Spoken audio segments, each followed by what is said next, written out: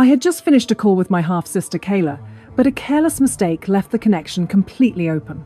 Sister, the doctor just said Dad's medication costs went up again this month, so try to transfer the money soon. My name is Alyssa, a 28-year-old businesswoman currently managing a growing financial software firm located right here in Atlanta, Georgia. Drop a comment and let me know where you're listening from and what time it is for you right now. I'd love to know who's part of our community. I didn't scream, I didn't slam the phone down or demand an immediate explanation. Anger wasn't loud this time, it was clinical. Inside my midtown office, the quiet, low hum of the air conditioning suddenly felt heavy, cutting directly through the rich scent of the dark roast coffee sitting untouched on my desk. For exactly 9 minutes and 14 seconds, the cellular line stayed open, and for every single one of those seconds, my entire reality shifted into sharp, freezing focus. Through the glowing screen of my phone, the unedited, raw voices of my stepmother, Stephanie, and my half-sister, Kayla, continued to fill the silence. They weren't whispering. They were laughing a sharp, piercing sound that made my skin crawl. They were celebrating a successful emotional performance, openly mocking my pathetic gullibility over the open connection. I could hear the unmistakable, hollow clinking of crystal glasses as they apparently toasted to their brilliant financial deception right inside my own childhood home. You see, Mom, I told you that idiot would obediently transfer the money. No matter what happens, she really is our family's walking ATM. Of course she is, sweetie. Your wealthy sister has always been too blinded by her misplaced family duty to ever question my carefully crafted medical updates. Kayla snickered loudly through the speaker before Stephanie chimed in to validate her daughter's cruel statement with immense pride. My hands hovered over the polished mahogany desk, but they weren't trembling. Panic didn't enter the room. Only precision did. Instead of hanging up, I leaned closer to my computer monitor and quietly booted up my corporate finance meeting audio software. I hit record. Every single word, every mocking chuckle, and every clink of glasses on the other end was systematically captured and sealed into an encrypted corporate drive. I needed facts, not feelings. I needed ironclad, undeniable documentation for the legal battle that was already forming in my mind. Looking back, I realized my compassion had been a luxury they'd overdrawn for years. I had been the silent investor in their version of family, funding an artificial lifestyle while I poured my own youth into building a business from nothing. But the subscription was officially cancelled. Without breaking my silence, I bypassed the phone screen entirely and logged directly into my firm's primary treasury portal. My fingers moved swiftly across the keyboard. I pulled up the automated recurring payments and selected the primary account linked to Stephanie's bank, $4,500. Every single month, like clockwork, that money had left my account under the guise of saving my father Gregory's life from a critical, life-threatening heart condition. I clicked the drop-down menu, hit the suspend button, and watched the digital status bar transition to dark grey. The screen blinked with a single word: suspended. There was no sadness in that moment, no desperation, and absolutely no panic. I rubbed my eyes, trying to summon a single trace of regret, but there was only a chilling, absolute clarity. This wasn't a breakdown. It was a balance sheet, and their accounts had just run completely dry. They thought they were in control because they had successfully weaponized my guilt for 4 years. They were completely wrong. They weren't shocked by what they had done. They were about to be utterly destroyed because I had stopped playing along. The math of my sacrifice was simple, clean, and undeniably devastating. For 48 months, I had faithfully wired $4,500 on the first of every single month. That is exactly $216,000 poured into a black hole of faked medical emergencies. I did it without a single question, because to me, it wasn't an expense, it was a sacred transaction. I had convinced myself that I was buying my father's survival, paying a monthly tax to keep death away from our door. But my compliance wasn't born out of blindness. It was forged in a hospital room that smelled of antiseptic, cold rain, and absolute silence.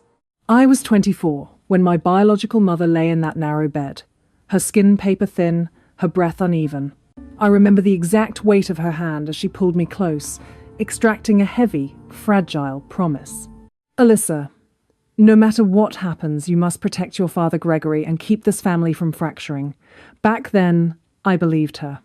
I believed that love meant swallowing your own pain to carry everyone else's burdens. That deathbed wish became my psychological prison. It was a home without bars, an invisible chain that bound my logic completely.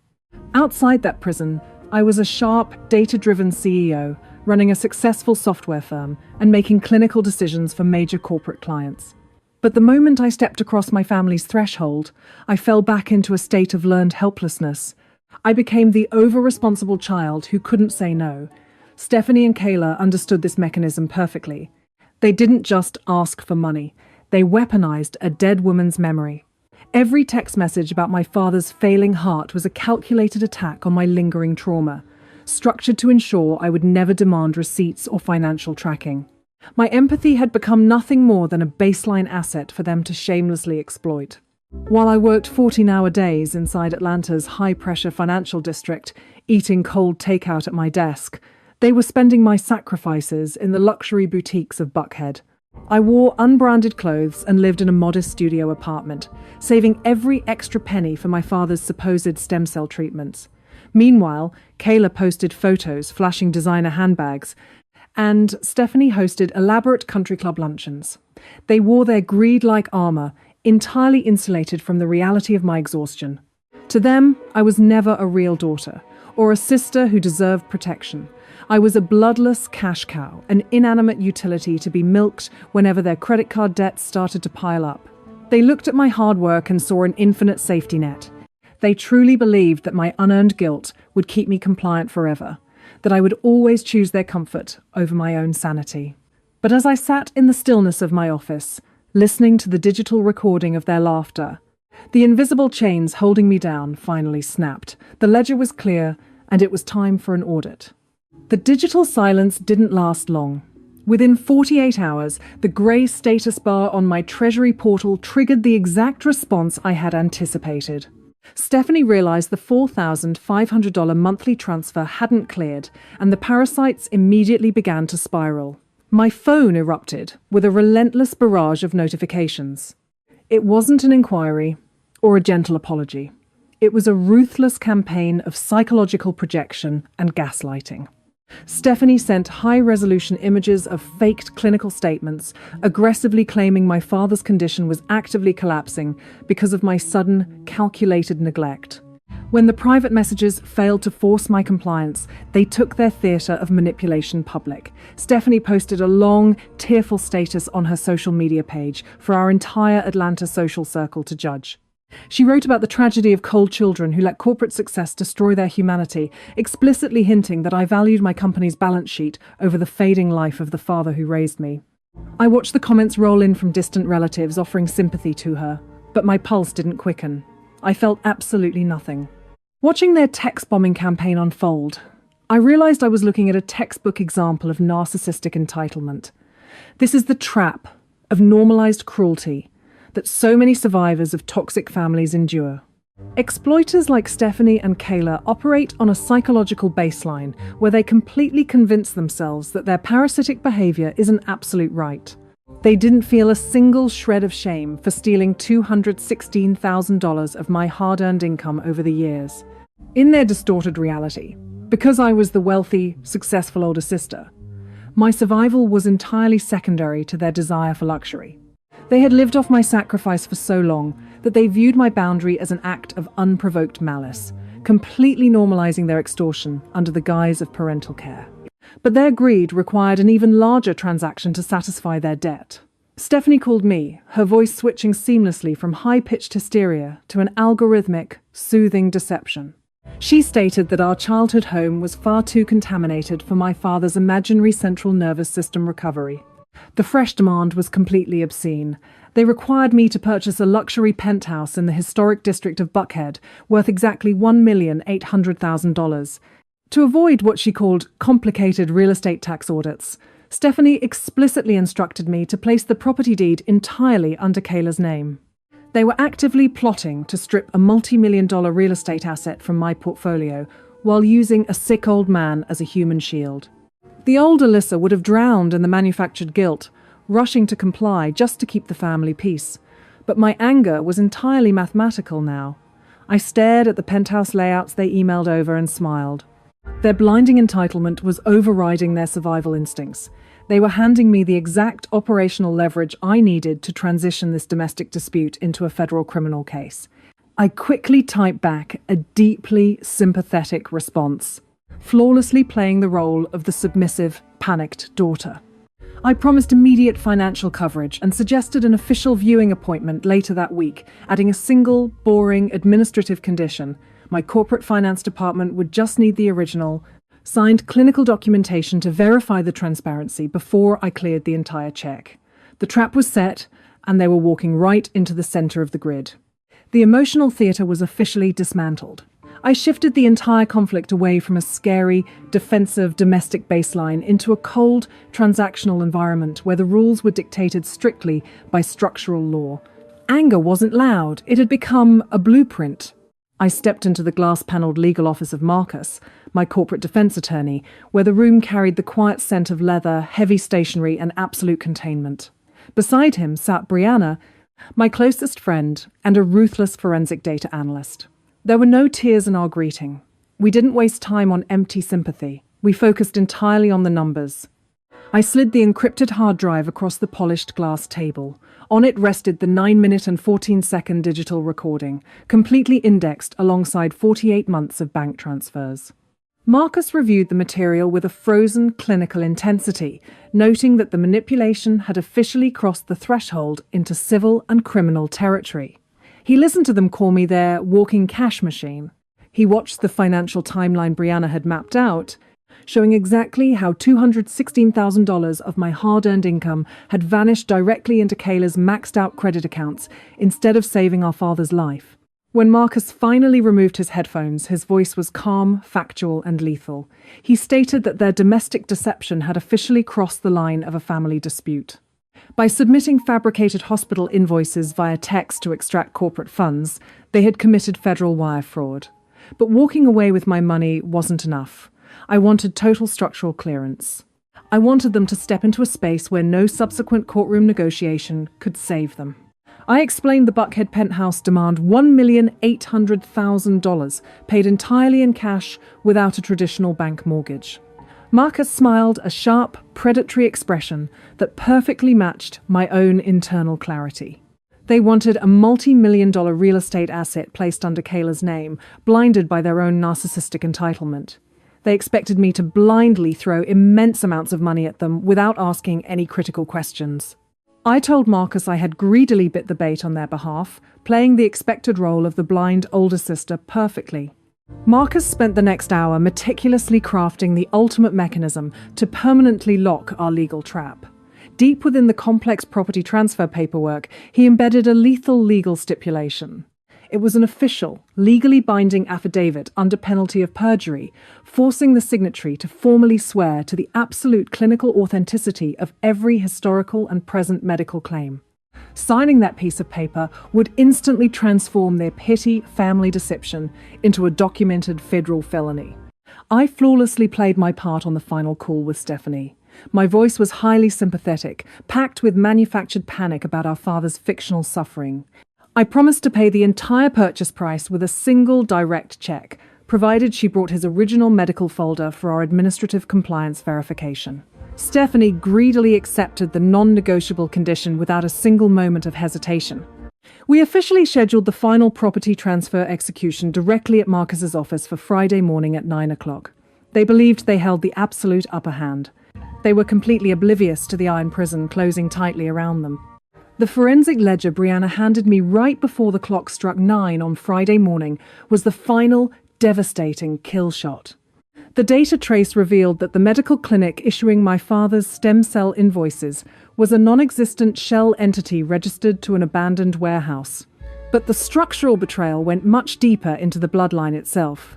The corrupt operator who had signed those forged cardiac records was Dr. Julian.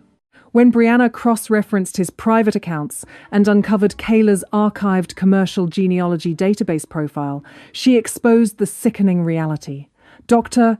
Julian had been Stephanie's secret long-term lover for over 2 decades, and he was the true biological father of Kayla. My father, Gregory, had been nothing more than an isolated, cuckolded pawn in their transactional game, and I had been the corporate utility bled dry to enrich an entirely separate bloodline. The air inside the corporate boardroom felt suffocating when Stephanie and Kayla walked through the doors at precisely 9 o'clock, completely ignoring my father, who sat quietly in the shadowed corner of the room.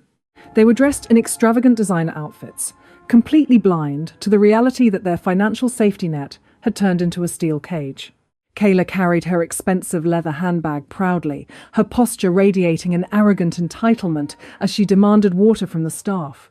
Stephanie flashed a smug smile, confident that she held the absolute upper hand. She confidently slid the manila folder containing the falsified medical files across the polished glass table toward my waiting hands. Marcus strode purposefully into the conference room, his aura of chilling professional authority commanding absolute silence. Without offering any friendly greetings, he forcefully tossed the real estate purchasing contract onto the table.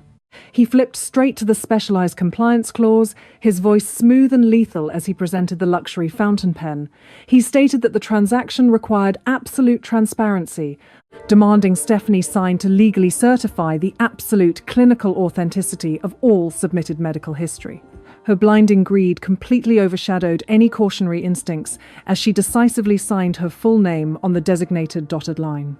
The exact moment her pen cap snapped shut with a dry click, the stage curtain was forcefully ripped away. I coldly jerked my chin, signaling Marcus to lock the heavy glass boardroom door. The lights instantly dropped, and the high-resolution projector illuminated the blank vertical wall with devastating speed.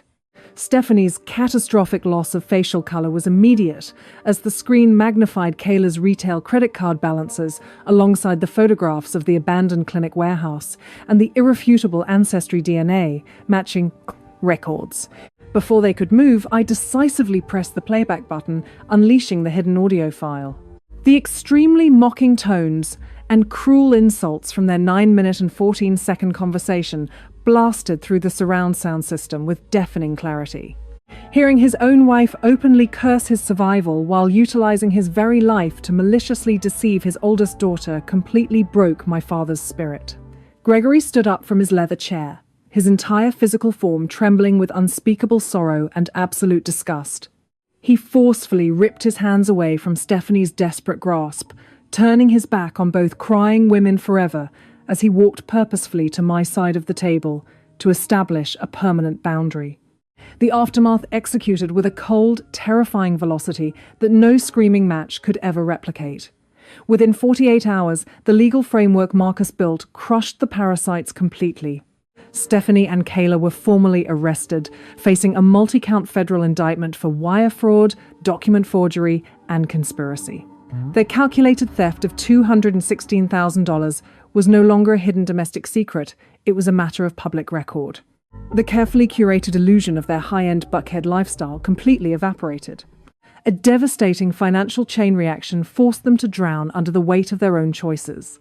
Major banking institutions permanently froze Kayla's credit limits, exposing her toxic debt to the raw elements. Federal agents marched into their lives, executing asset forfeiture warrants on the expensive luxury designer bags they had greedily purchased with my defrauded money. My father refused to tolerate the ultimate genetic betrayal, filing unilateral divorce papers that exact same afternoon. He immediately kicked Stephanie out of his house with absolutely zero shared assets to her greedy name. She was left with exactly what she brought into our family, nothing. To ensure my father's genuine protection, I established an independent medical trust fund managed strictly under Marcus's corporate oversight. Every future transaction required direct validation, ensuring payments flowed explicitly to legitimate, verified healthcare institutions. The mechanism of emotional blackmail had been permanently dismantled. I systematically blocked every possible method of communication from both women when their frantic, pitiful text messages attempted to break through my digital defenses to beg for an unearned forgiveness. They hit a solid wall of absolute silence. Standing by the floor-to-ceiling windows of my high-rise office, looking out at the sprawling Atlanta skyline, I felt an overwhelming wave of ultimate freedom. I had used pure logic to protect my life, and the father who truly loved me.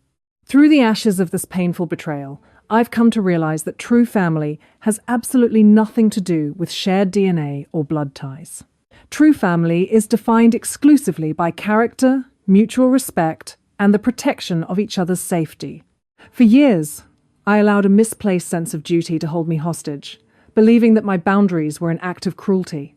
But your compassion is a finite, sacred resource, and it loses all value when it is directed toward individuals who view your empathy as a vulnerability to exploit. If you find yourself in a similar situation, remember that walking away from toxic people is not a failure. It is the highest form of self-preservation. Setting an ironclad boundary and cutting off individuals who diminish your worth is a sacred right, not an act of cruelty. Forgiveness isn't always about granting a free pass to those who hurt you.